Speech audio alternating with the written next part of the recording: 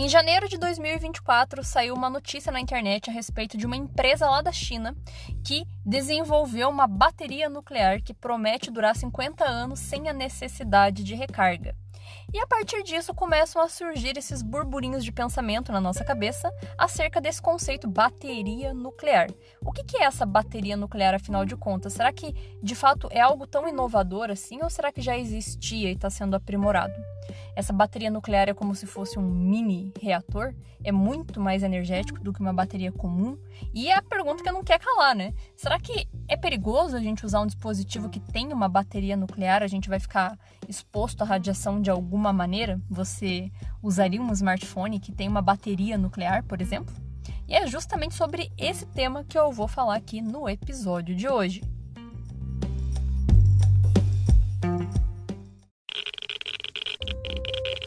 Radiation detected. Red dawn.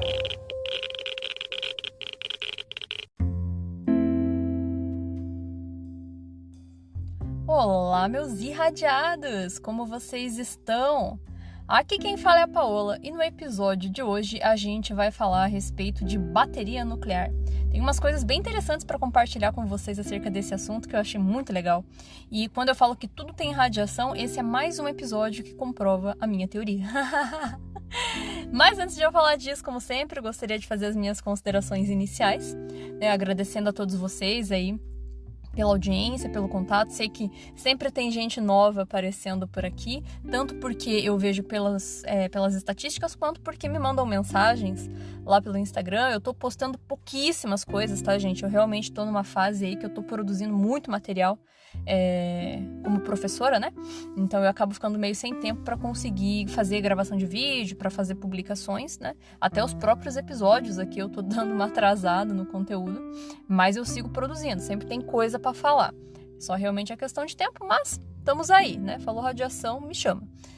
Então, né, peço desculpas até por não estar publicando tanta coisa, mas realmente é uma questão de demanda de tempo. Muito obrigada a todos vocês aí que seguem me acompanhando. Para as pessoas novas que estão aí aparecendo nesse momento, né, conhecendo o programa, sejam muito bem-vindos, né, ao nosso podcast de radiação especial. E eu também queria compartilhar um negócio bem bacana, que não é publicidade, tá, gente? Realmente não tenho vínculo nenhum com a loja, mas eu comprei uns materiais, assim, eu adoro papelaria, tá? Como eu comentei com vocês aqui no episódio onde eu falo do podcast, eu gosto de escrever as coisas que eu vou falar, né? Gosto de fazer o método mais antigo, né? Papel e caneta na mão. Então eu adoro coisa de papelaria, gosto muito mesmo. E daí eu fui procurar, né, começo de ano e tal, né? Fui comprar um planner, fui comprar um caderno, essas coisas assim.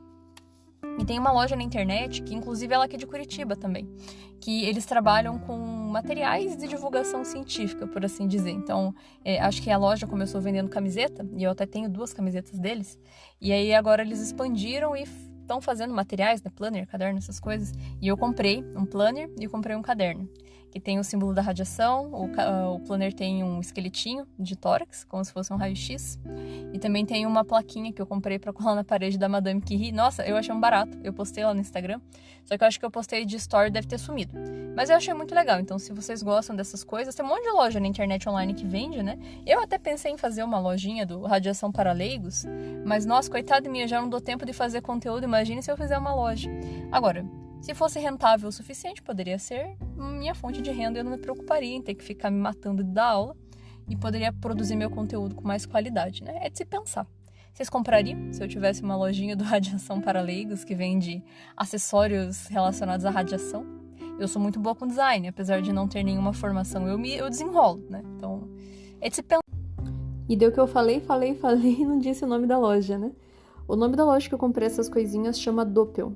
Eu não sei se fala Doppel ou Doppel, mas é uma lojinha que, né, a loja física fica em Curitiba, mas pelo site eu comprei lá e achei bem bacana, então fica aí a dica pra vocês.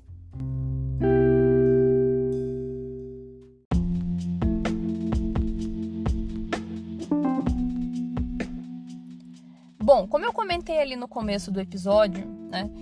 Saiu uma matéria no começo desse ano a respeito dessa inovação, dessa bateria nuclear desenvolvida por uma empresa lá da China que tem essa promessa de durar 50 anos.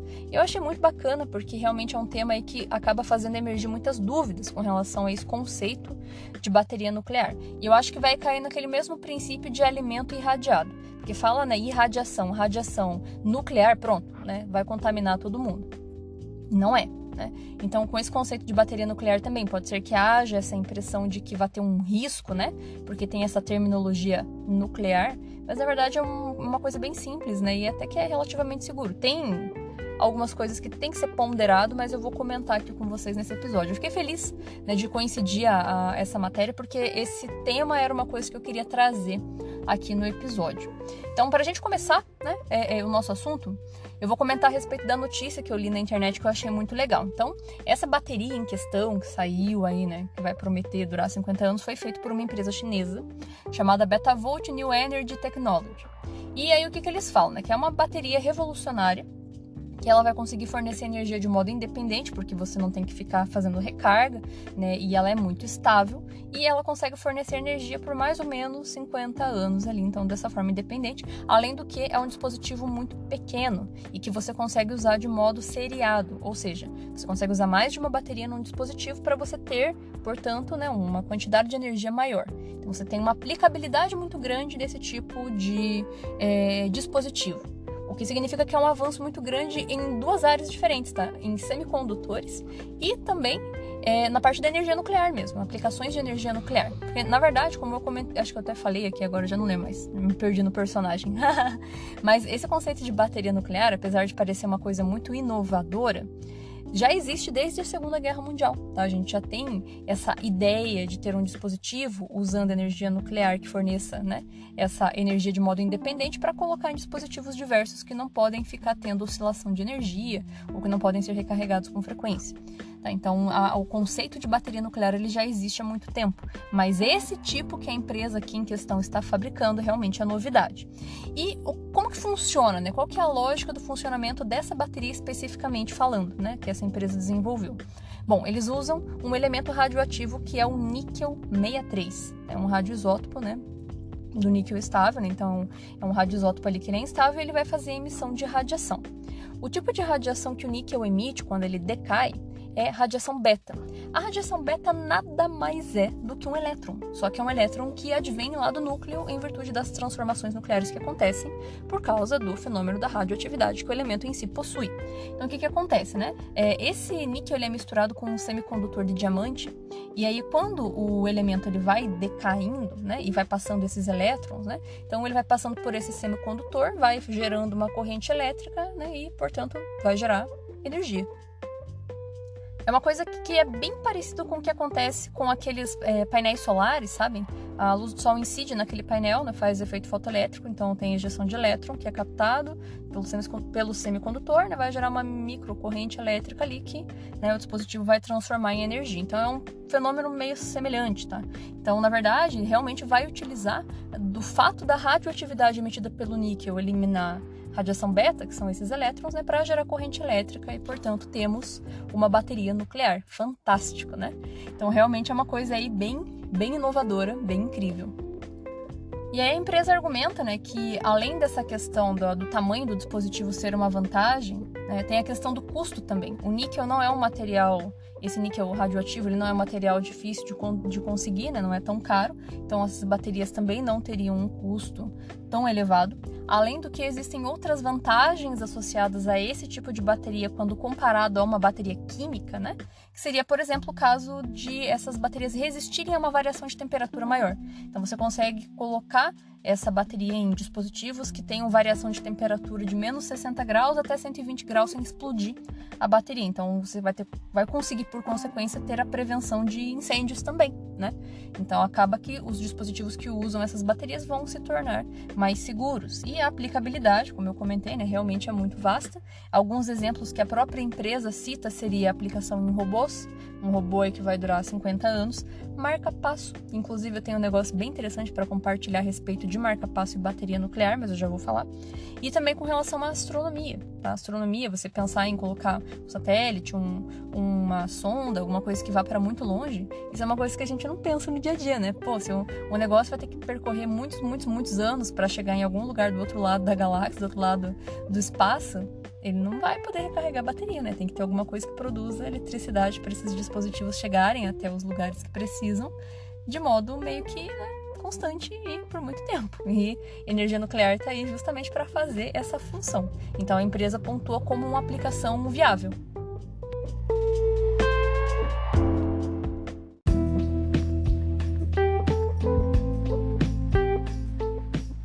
Bom, e aí vem a pergunta que não quer calar, né? E o risco? Será que não é perigoso a gente usar essa bateria que tem elemento radioativo em dispositivos tipo marca-passo? Ah, mas se essa bateria sai dali, ou se, sei lá, vaza o níquel e vai contaminar o paciente, ou se você vai colocar num smartphone, num celular, né, essa radiação ali do níquel não vai passar pelo telefone, não vai contaminar as pessoas? E a resposta é não, tá? Por várias razões. Primeiro, o tamanho do dispositivo é muito pequeno, o que significa que a concentração do material também é muito pequena. Tá? Então a bateria deve ter ali o tamanho de uma moeda, mais ou menos. Então a concentração de níquel que tem ali dentro é muito baixa. É o suficiente para a bateria funcionar, claro, né? Mas ainda assim não é uma quantidade gigantesca. Além disso, como eu falei, né, o princípio da bateria é justamente porque o níquel tem o decaimento em radiação beta. A radiação beta, ela é muito fácil de blindar. Tá? Então ela não vai escapar do dispositivo porque são fontes seladas, né? Esse semicondutor ele vai ser selado, né? São camadas de níquel e diamante, né? E isso tudo é selado ali e, portanto, essa radiação não extravasa, mesmo porque ela é necessária para o processo para poder fazer essa conversão, né, em corrente elétrica ali a partir do decaimento beta. Então fica contido dentro do sistema, tá? Mas e se alguém quebrar o smartphone, vai arrancar a bateria, né? Só é perigoso se você comer a bateria, mas isso aí vale para bateria química também, né? Se você engolir uma pilha, você vai passar mal também, né? Na verdade, depende, né? Se você abrir a pilha, né? Você não vai ficar um troço na tua barriga e tem que tirar lá com cirurgia. Mas enfim, o ponto é, só vai passar mal se você engolir, se você entrasse em contato com um elemento radioativo e engolisse ele, aí realmente faria mal. Mas externamente ao corpo, né, o tipo de radiação que é emanado daquele decaimento é uma radiação pouco penetrante, né, no máximo alguns milímetros ali na pele, então, portanto, também é bem seguro.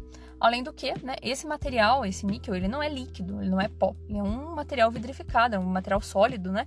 Então ele também não vai causar dispersão a ponto de contaminar as pessoas e coisas do tipo. Então, é relativamente seguro. Existem, né, aquelas questões de discussão com relação ao descarte posteriormente desse material, mas a gente tem que lembrar que a radioatividade não dura para sempre, né? Então tem um tempo de meia-vida ali que em algum momento o níquel vai decair e vai, portanto, deixando de ser radioativo.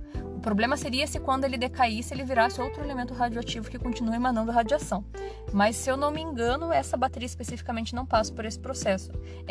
No caso do níquel, né, ele não decai em outro material radioativo, ele decai e fica estável. Até onde eu sei, pelo menos foi isso que eu consegui pesquisar e encontrar de informação. Mas resumindo, tá? Então, esse risco radiológico que as pessoas temem, né? Não é um reator nuclear que vai estar dentro do seu telefone fazendo fissão e que vai explodir. Não, é unicamente um processo natural de decaimento que o material tem e que só vai se aproveitar esse decaimento para pegar essa radiação e transformar em energia. Só com uma conversão de energia. É isso que essa bateria vai fazer.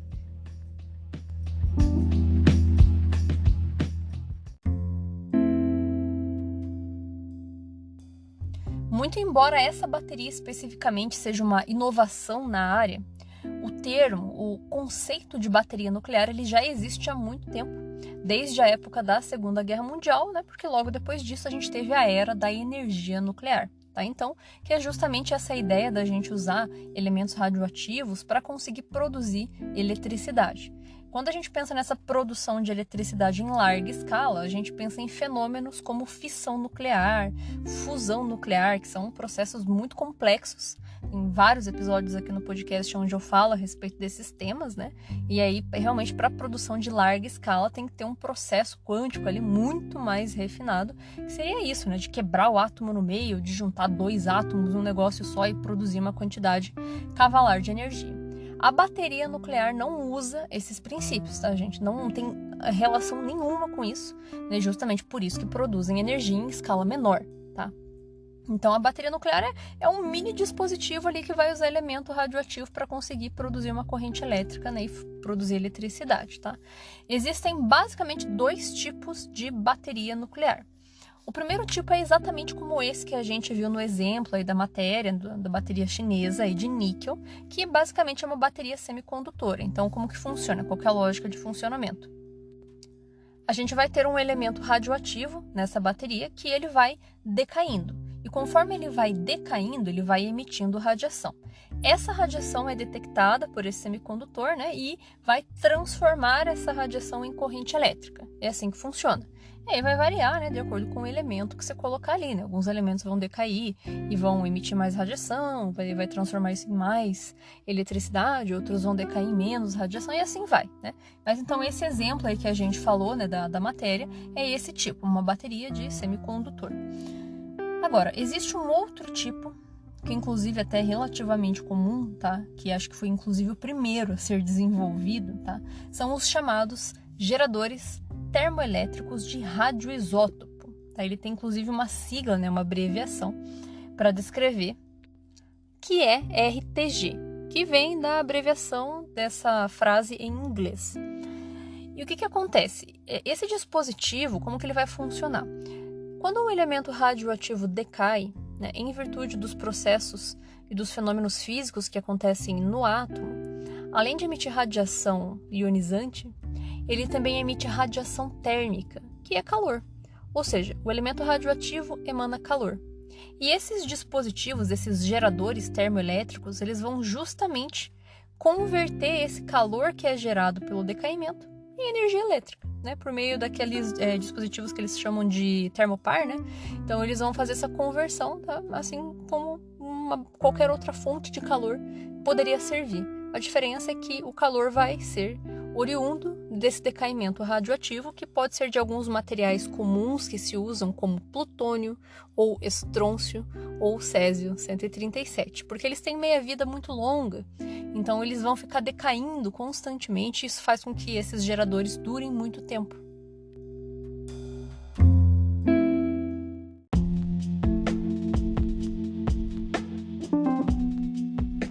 Bom, muito legal, né, saber que então existem essas variações de baterias nucleares. E aí vem a pergunta, né, onde é que usa isso aí? Que tipo de dispositivo se beneficia do uso de uma bateria nuclear ou desse gerador termoelétrico de radioisótopo, né? Bom, a maioria dos dispositivos usam a segunda opção, tá? Que é o gerador termoelétrico, porque ele é mais estável, produz energia por mais tempo, uma energia mais constante, né? Um valor maior, mais intenso.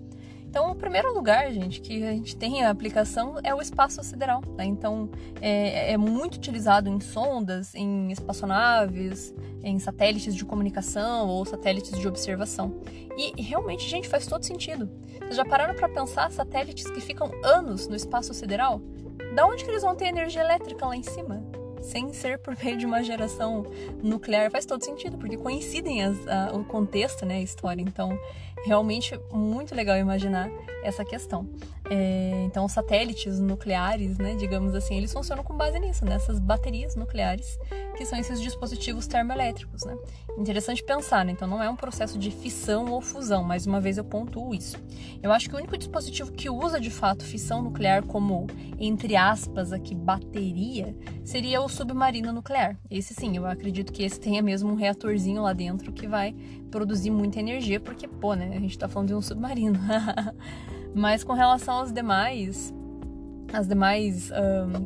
dispositivos, né, que precisam de energia sem poder ficar recarregando toda hora, né?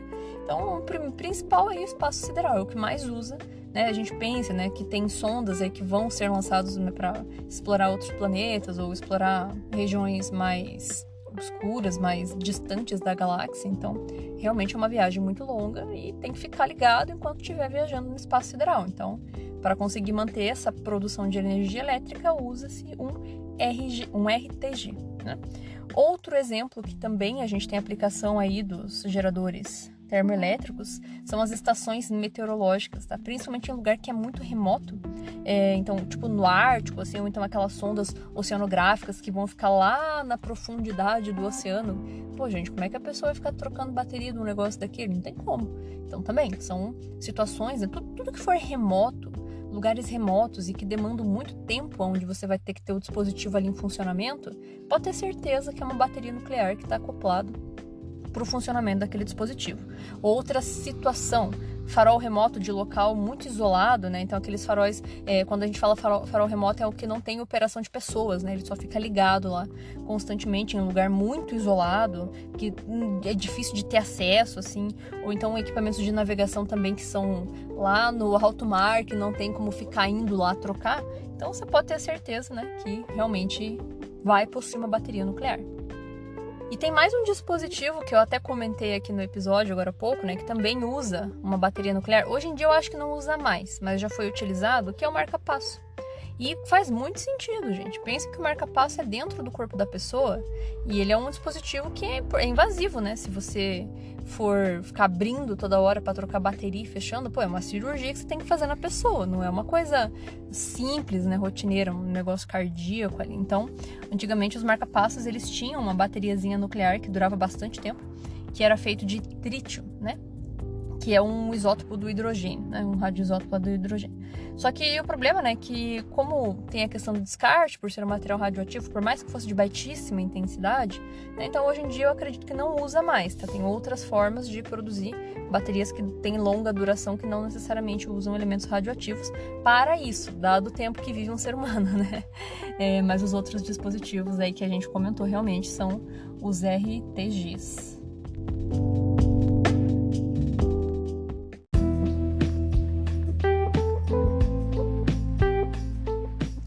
Bom, daí com relação a riscos num geral, tá, pessoal?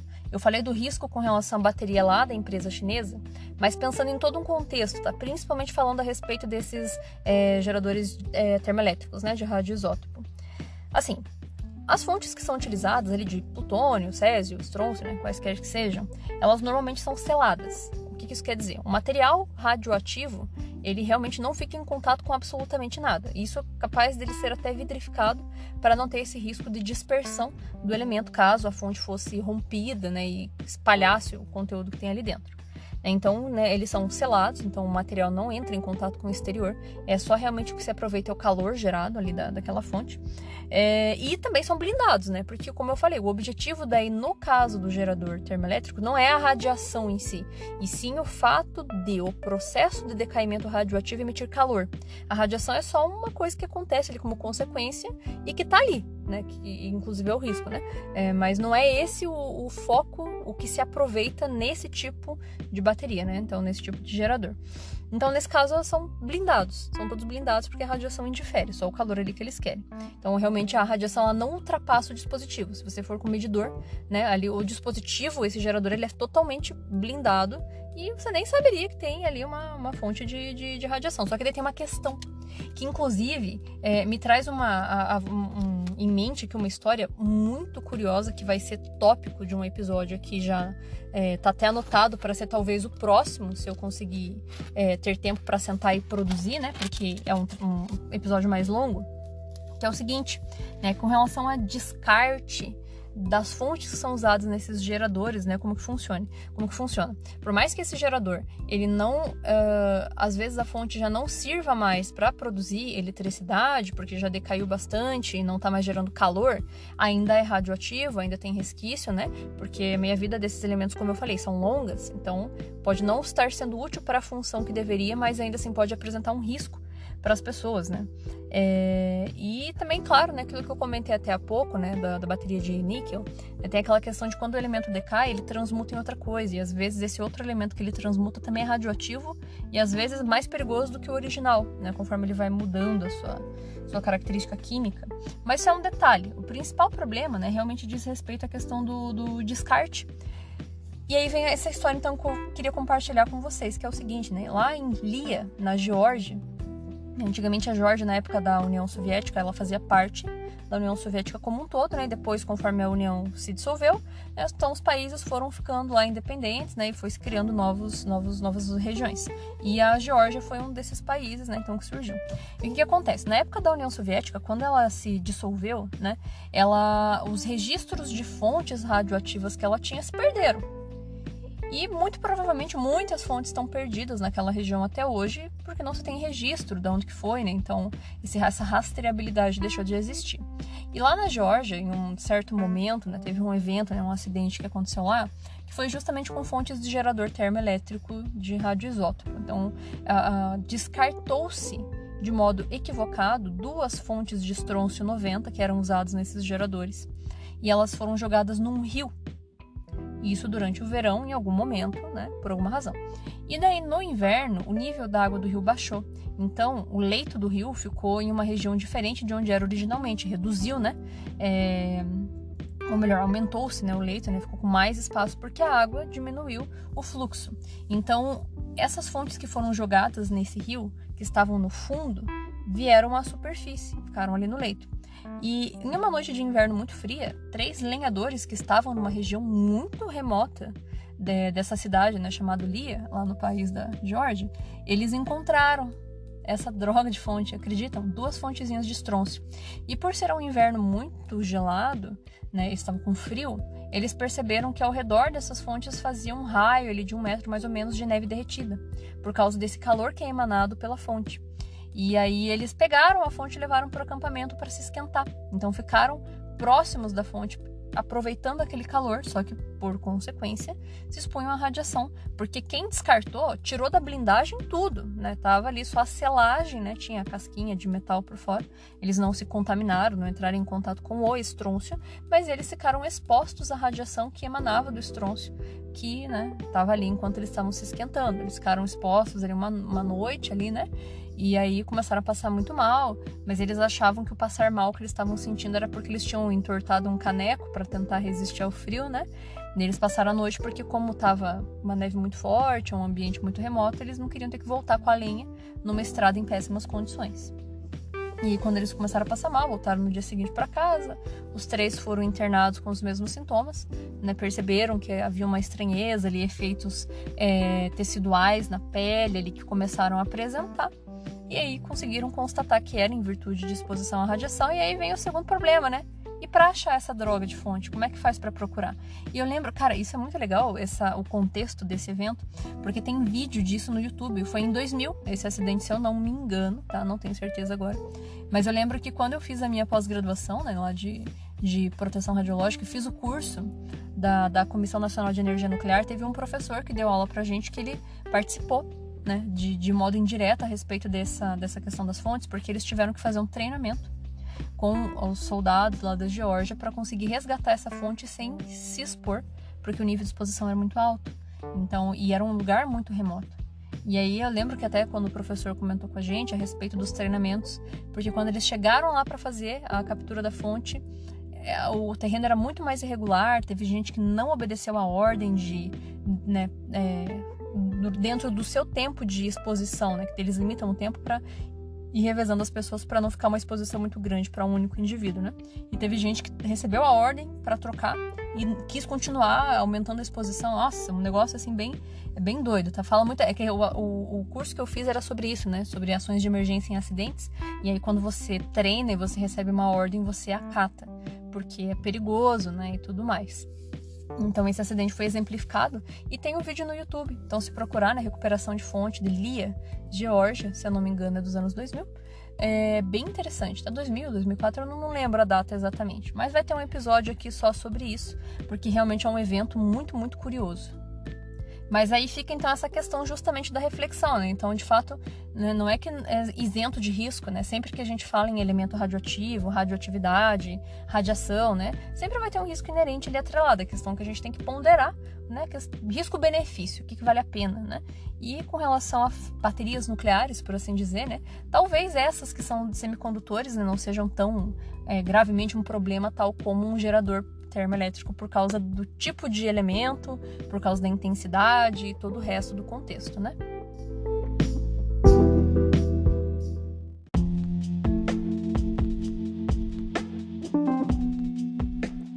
por fim, falando do nosso Brasil brasileiro aqui, para a gente fechar as nossas ponderações sobre baterias nucleares, o IPEN, Instituto de Pesquisas Energéticas Nucleares, também estava desenvolvendo uma pesquisa a respeito de bateria nuclear que dura 4 vezes mais do que a bateria chinesa, tá? Que teoricamente duraria 200 anos e que está em desenvolvimento, tá? Só que por que dessa diferença, né? Vejam vocês, o níquel, que é o que é usado lá na bateria chinesa, ele tem uma meia-vida de mais ou menos uns 100 anos, né? Isso faz com que ele consiga produzir energia de modo adequado por 50 anos. A bateria nuclear desenvolvida pelos brasileiros, ela é feita de ameriço, que tem um tempo de meia-vida de 432 anos, né? Então 4 vezes mais do que a bateria de níquel, né? E o ameriço, ele vem de um reprocessamento de combustível nuclear que aqui no Brasil a gente consegue ter, só que para esse experimento eles resolveram comprar de fora. Então eles não tinham muito material disponível para produzir a nossa bateria, mas eles fizeram um protótipo. E a lógica de funcionamento dessa bateria é parecida com o do RTG, né, de aproveitar o calor, a temperatura que emana do decaimento do ameriço para transformar em energia elétrica, né? Só que daí, então, nesse caso, o nosso protótipo, como a gente tinha uma limitação de quantidade de material que veio, né? Então, o protótipo foi bem pequenininho, por assim dizer, ele só conseguiu gerar ali 6 graus de calor, que resultou numa tensão muito baixinha, comparado, por exemplo, com a bateria chinesa, que tem um rendimento muito melhor. Mas, de certa forma, né, apesar de não ser significativo para fins práticos nesse momento, o protótipo mostra que existe um potencial, especialmente porque, como eu falei, a gente tem ameriço, que a gente não usou para esse experimento, mas a gente consegue produzir aqui no Brasil. Então, é viável. O objetivo foi ver a viabilidade de uma bateria produzida com ameriço e aparentemente funciona, né? Só tem que melhorar o processo, mas é funcional. Então, o nosso Brasil brasileiro está aí dentro das pesquisas nucleares com tudo.